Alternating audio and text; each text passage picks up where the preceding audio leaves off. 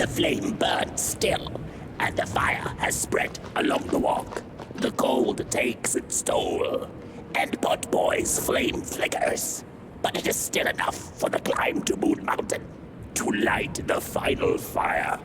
The road always leads to Moon Mountain. Hark! His fire belongs to the mountain. It came from beyond the moon.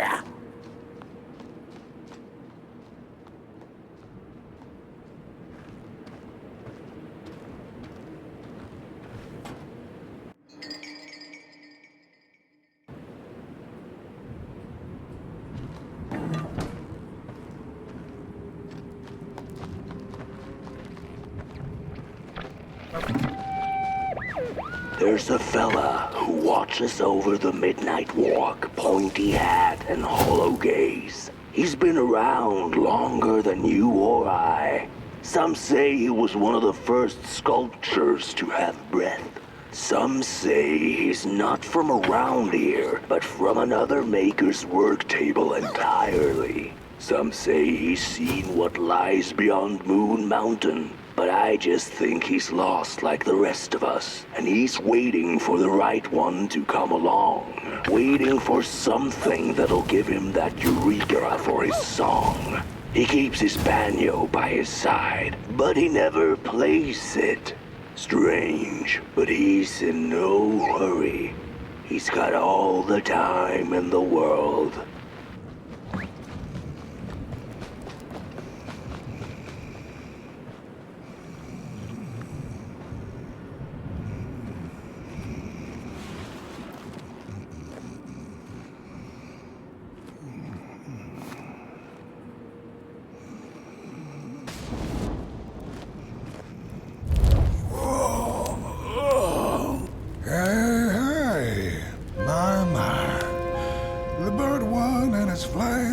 The road's been long, hasn't it? And it just keeps on going, don't it? Why don't you rest here for a spell? Change is in the air. Warm winds coming in from Coalhaven. I trust you're not pushing that little flame of yours too hard. He is mighty, no question about it. But between you and me, he still has a ways to go until Moon Mountain. Heck, it ain't my place to tell you how to tend your flame. I'm sure you'll be fine. You'll be just fine.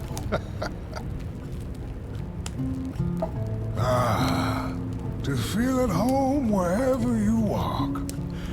How's it? What a friend to have on the road, huh? Now, there's an open door invitation, if I've ever seen one. Go on in, then. Get some rest. I'll keep watch.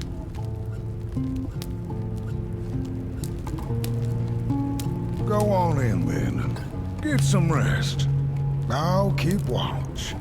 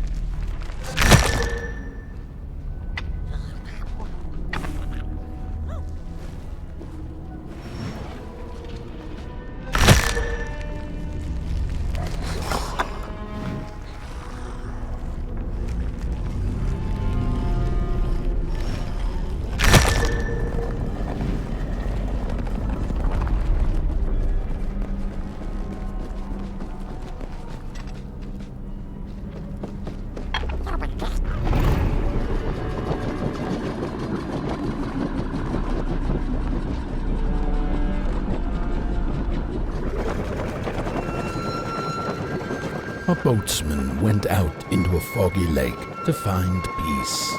Then, out of nowhere, came another boat that bumped into his.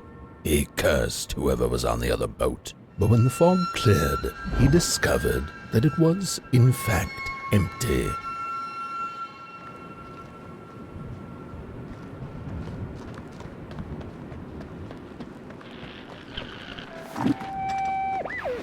The sarcophagi are molds, rebirthing the bodies of the burnt one.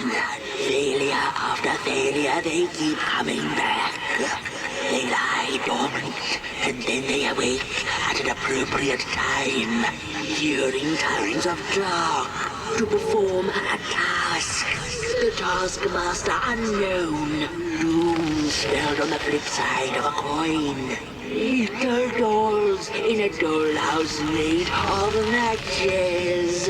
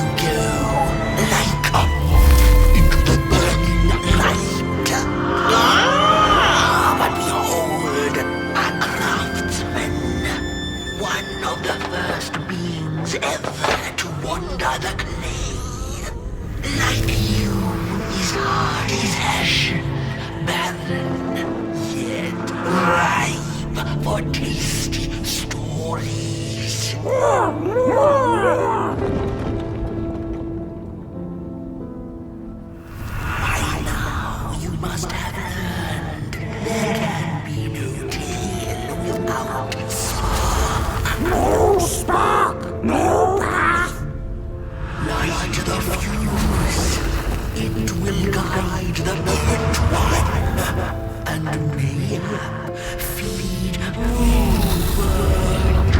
A symbiosis most reasonable. Don't you agree?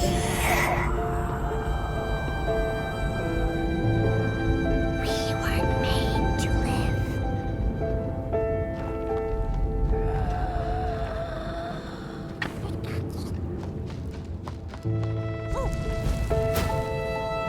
Nothing without feathers can leave this place. So long as the craftsman laments, lost in his terrible maze you are so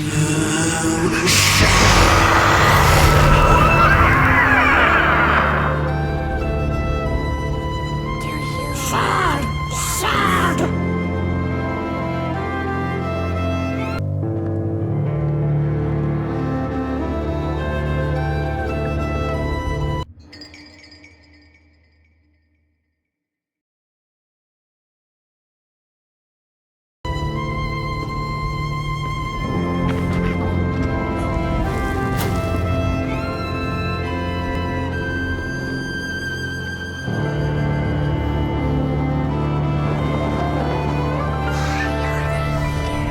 There's nothing here.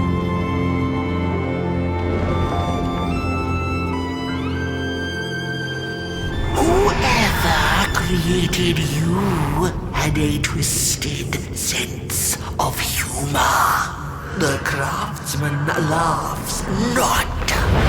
He builds and breaks and builds.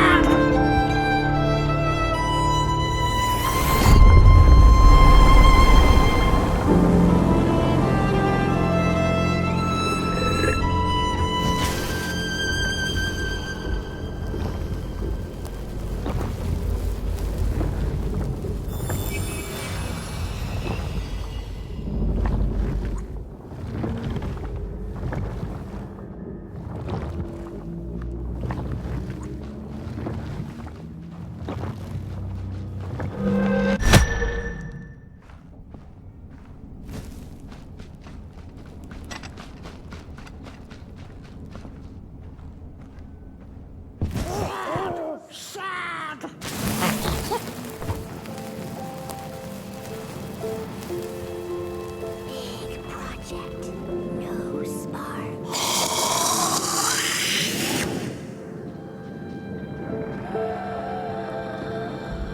Fire's back on the menu, crows.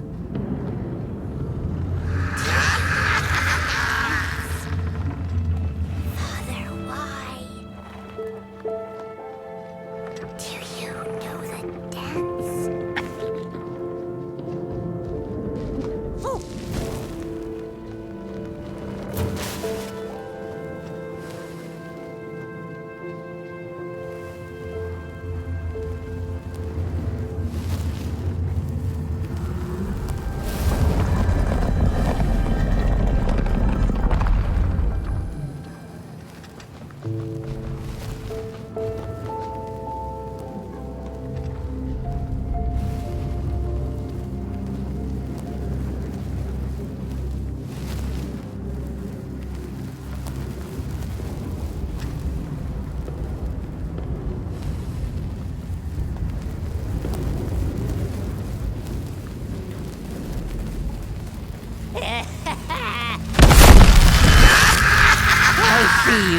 Not a crawl closer, Moonbird.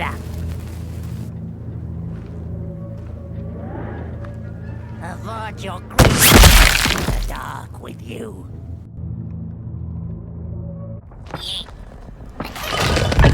Avert your greedy gaze. The moving pictures are not for you.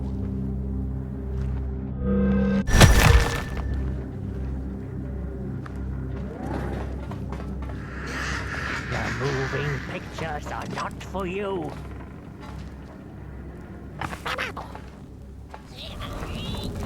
What are you tinkering with?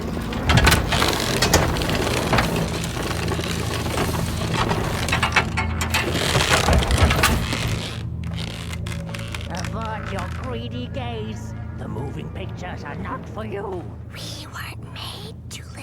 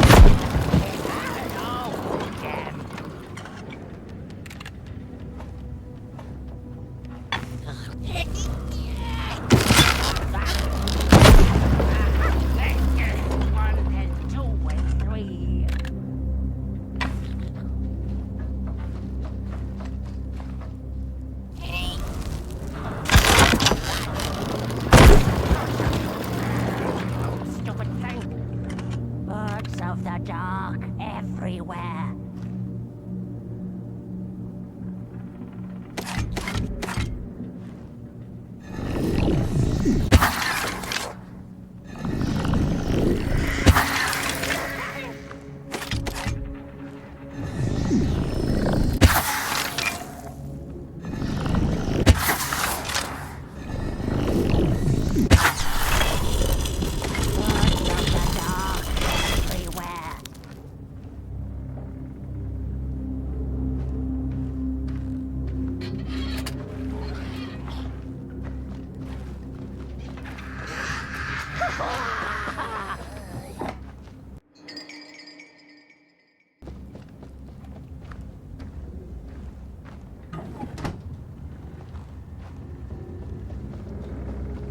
Birds of the dark everywhere.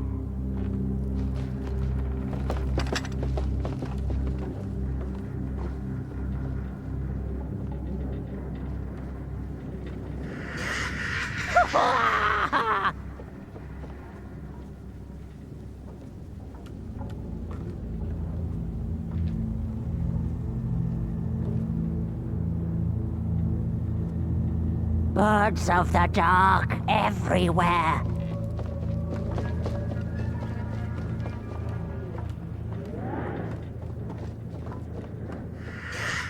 I will rain fire on your greedy shadow.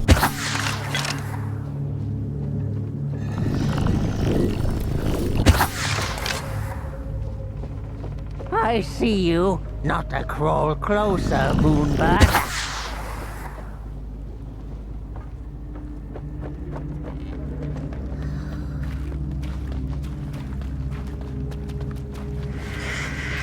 Moving pictures are not for you.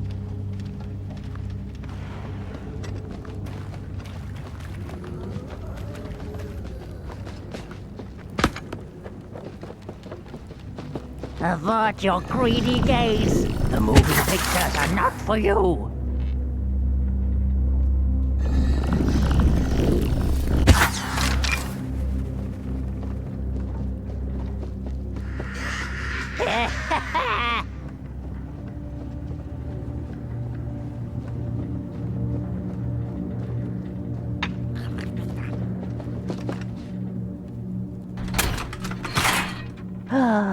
The pictures, they're moving again. Forbidden. It is forbidden. forbidden. It is forbidden. Hush, no talking in the theater, fools.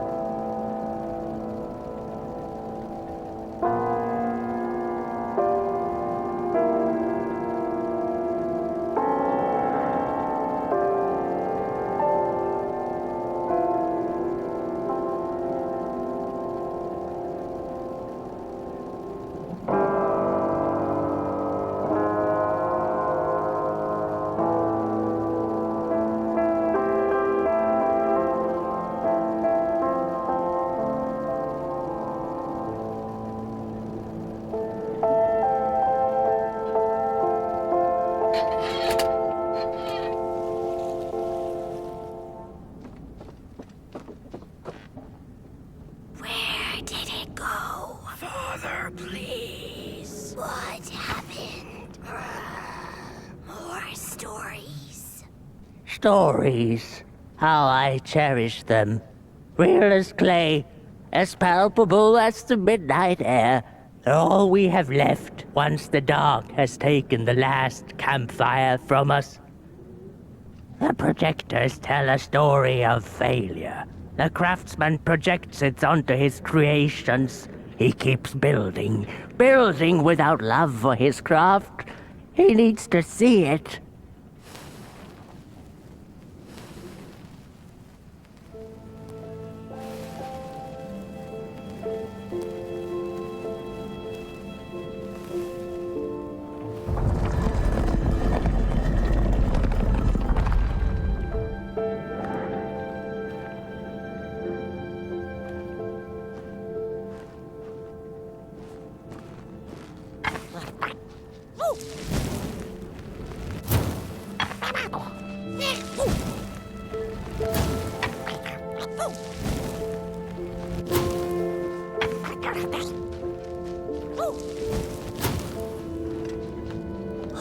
Darkness vanishes.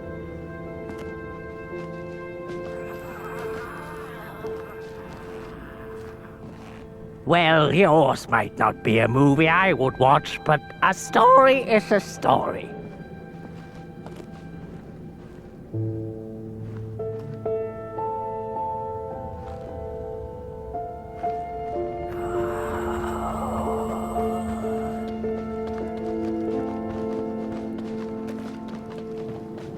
The potter, stuck in the sinking clay in which he had dug so greedily, spoke his final verse.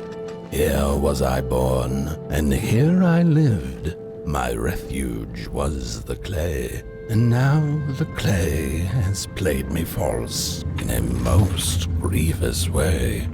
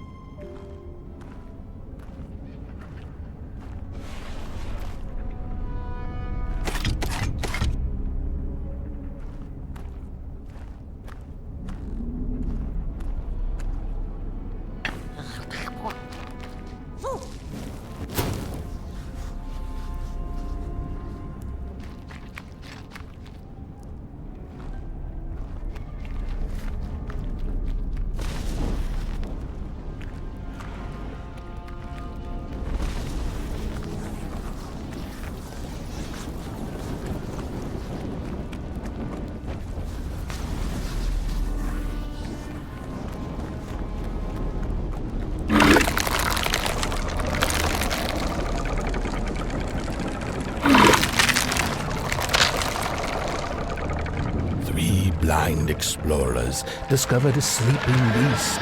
Each of them touched it and described it to one another. "Its skin is coarse," said one. "No, its ears are big," exclaimed another. "The teeth are its most prominent feature," declared the third. Who was right or wrong mattered little, as the beast awoke and ate them all. Did he make you too?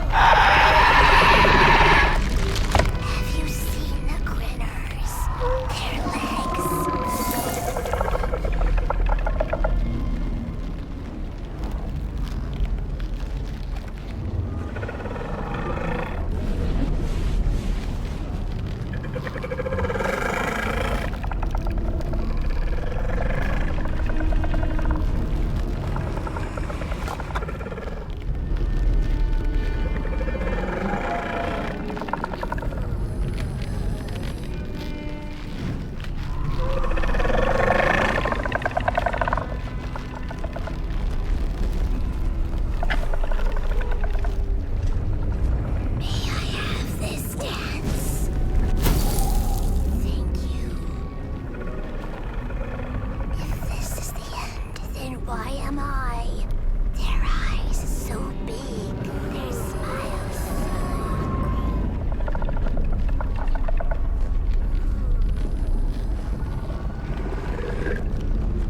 I wish I don't.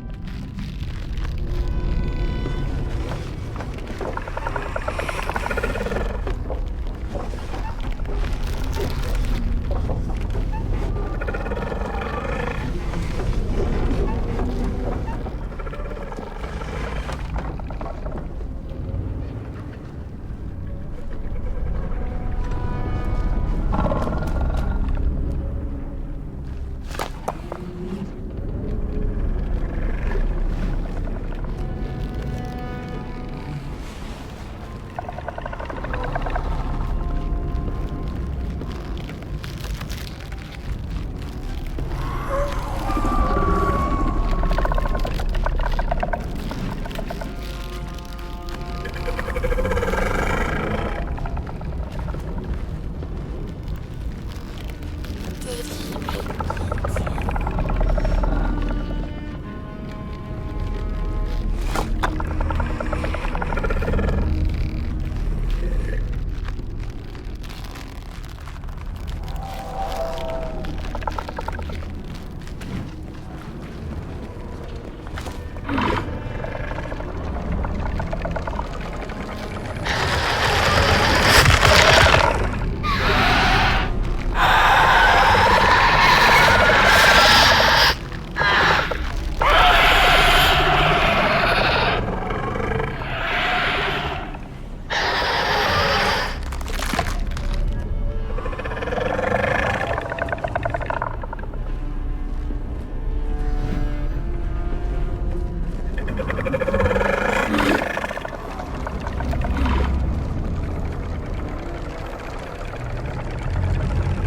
Their eyes so big, their smiles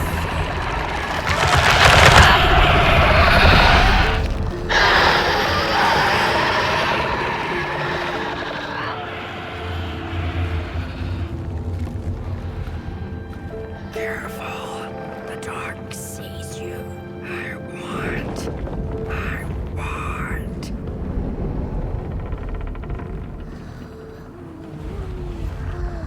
You are like us, rejected.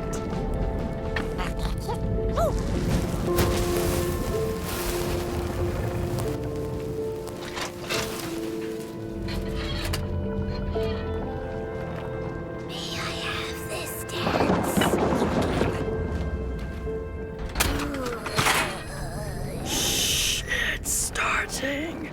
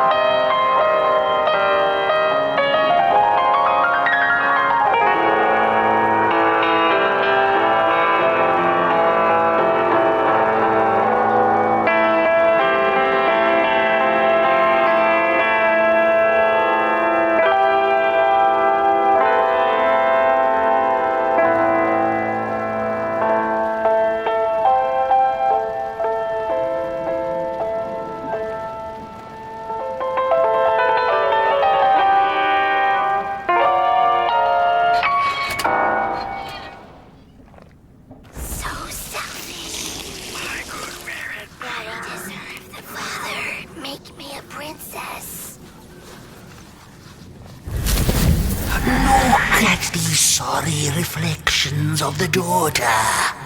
None of them will ever dance. Ever feel the warmth of their maker's heart. They can never be enough.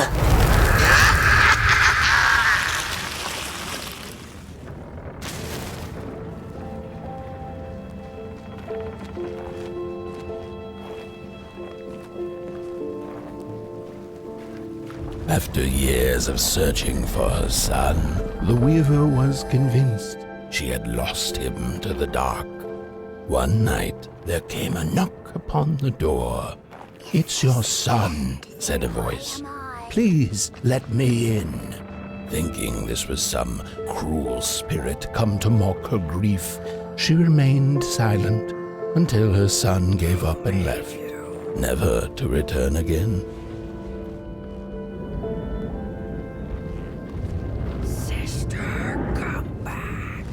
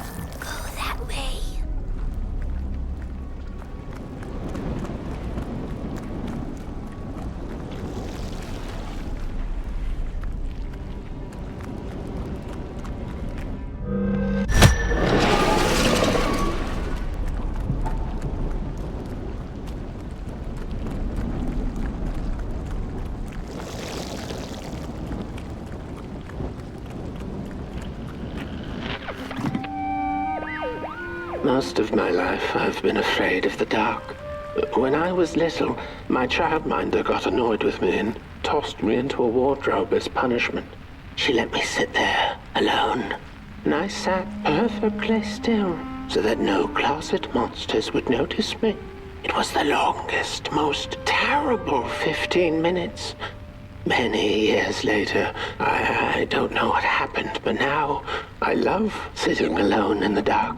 I get into the wardrobe, close the doors, and I sit perfectly still. It's like a void, empty, but not cold, where nothing exists and everything is possible.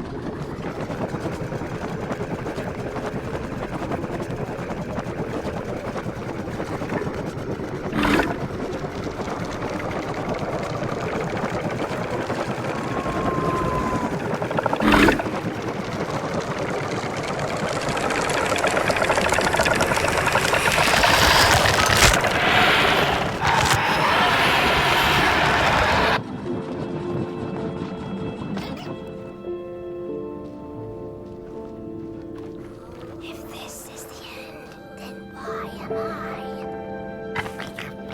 Oh!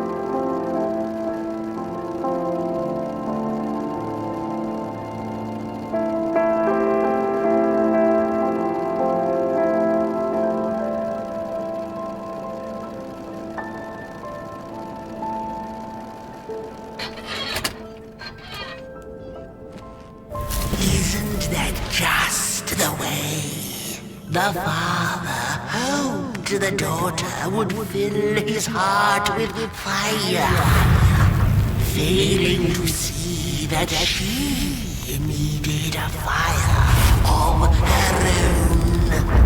His princess danced away, and he stayed behind, cemented in his ancient tomb. But the wondrous picture never ceased, always craving for more.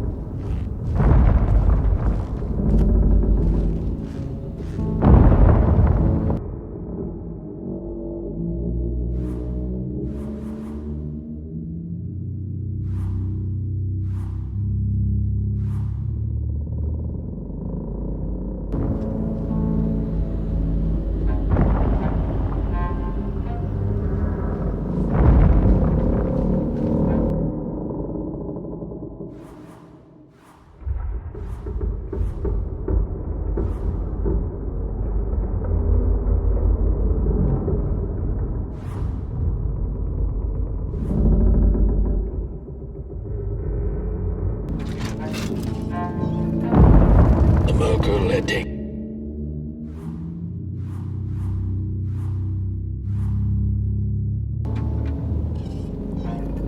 There was one star out that night, and it glowed a cold red.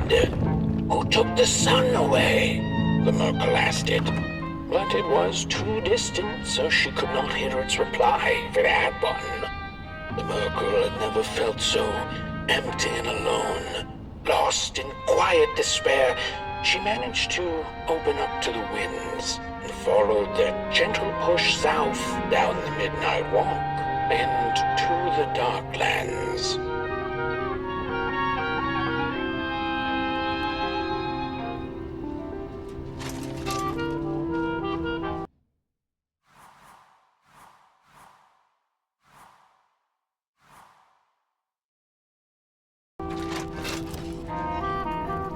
Along the walk, she met the old soul fisher with whom she'd shared many a teacup in her days.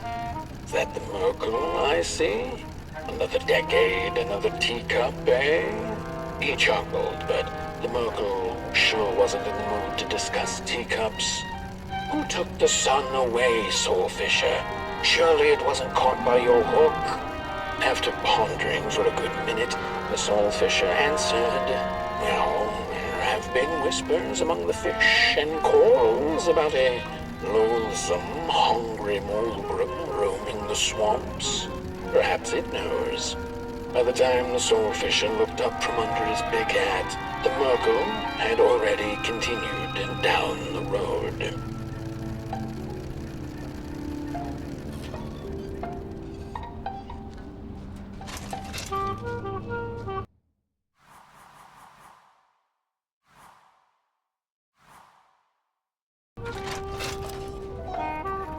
After a long while of following oversized snail-like tracks in the mud, trudging deeper and deeper into the mushroom-ridden swamps, the Merkle heard a harrowing howl.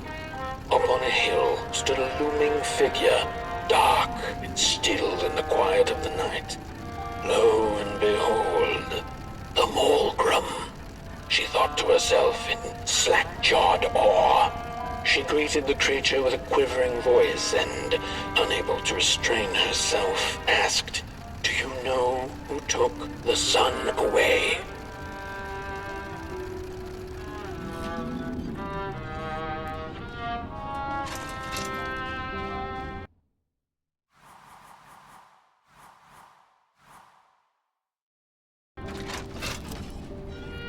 Talking to monsters had never been any Merkle's forte, but this meeting proved spectacularly disastrous.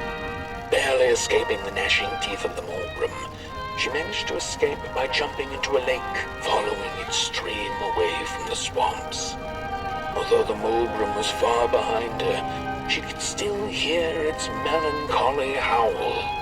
Mad with grief, she mumbled, "As I will be, unless I find the sun again." Tired from running, she searched for shelter and found a dark, dank cave. Cozy, even by Merkle's standards.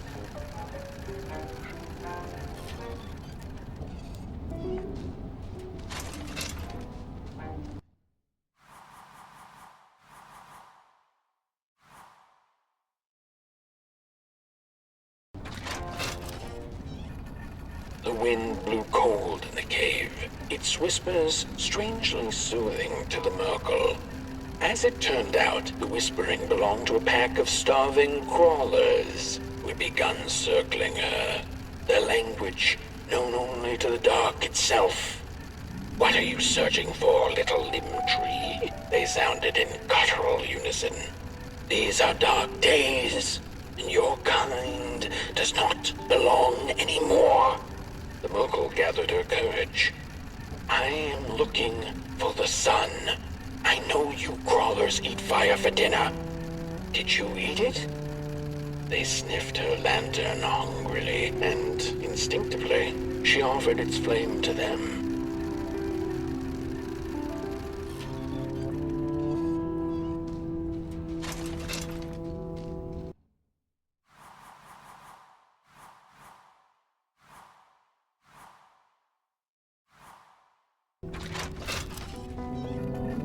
The crawlers cackled like mad chickens. Keep your fire, Clayling. Take it to the dark itself. Perhaps there you shall find answers. Before the poor little Merkle could shriek, the crawlers had gone with the wind. Knowing not where to find the dark itself, everything looked pretty dark to her. The Merkle found her way back on the road, further away from home than she had ever been. The hills were looking stranger by the hour. The rocks upon them seemed to move. They were the head people, a peaceful yet grumpy sort who didn't take kindly to somebody's perusing their lands. They muttered at her as she passed them, but she couldn't make out their words. What's that, little headlings? Are you saying you know who took the sun away? But the heads only grunted and rolled away, back to the safety of their huts.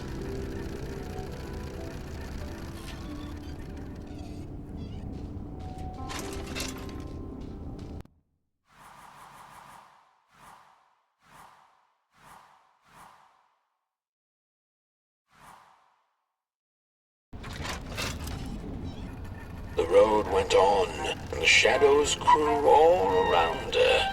Was this the dark itself?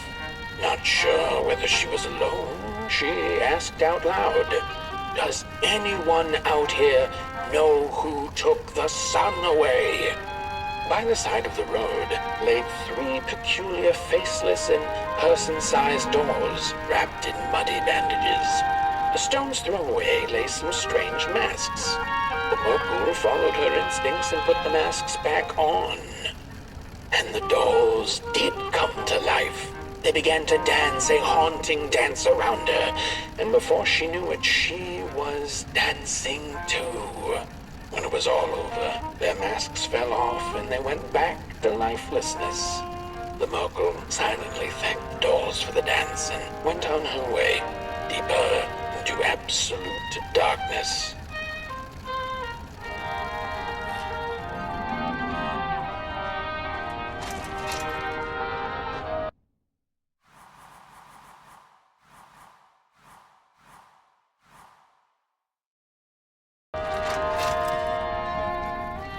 Before she knew it, the little Merkle, lost and tired, came to stand before the dark itself with a burning question clenched in her fist. She felt like punching the dark with it, screaming it out like the howling Morgrim, laughing it out like the starving crawlers who had nothing left to eat but the hope of others. Who took the sun away? It then asked the Merkle. His voice sounded like a dark forest, deep and ancient. "It wasn't you?" the Merkle retorted. "You're its complete opposite. Surely you must be the reason it's gone." The dark then replied, "I am but the absence of light, not its adversary. Light is because I am. How could I possibly hold it in my possession?" The Merkle felt her anger fade. She understood little besides one thing, that the darkness was not behind the missing sun, nor her suffering.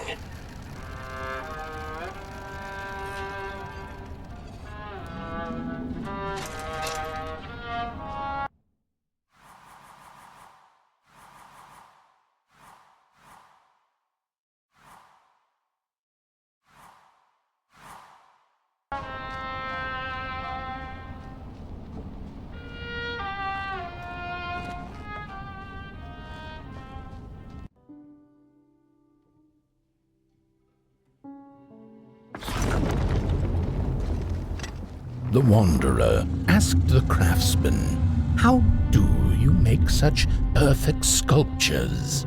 To which he replied, "Oh, there's nothing to it really. I go into the dark woods. I find the sculpture already waiting inside a tree. And then it's just a matter of carving it out."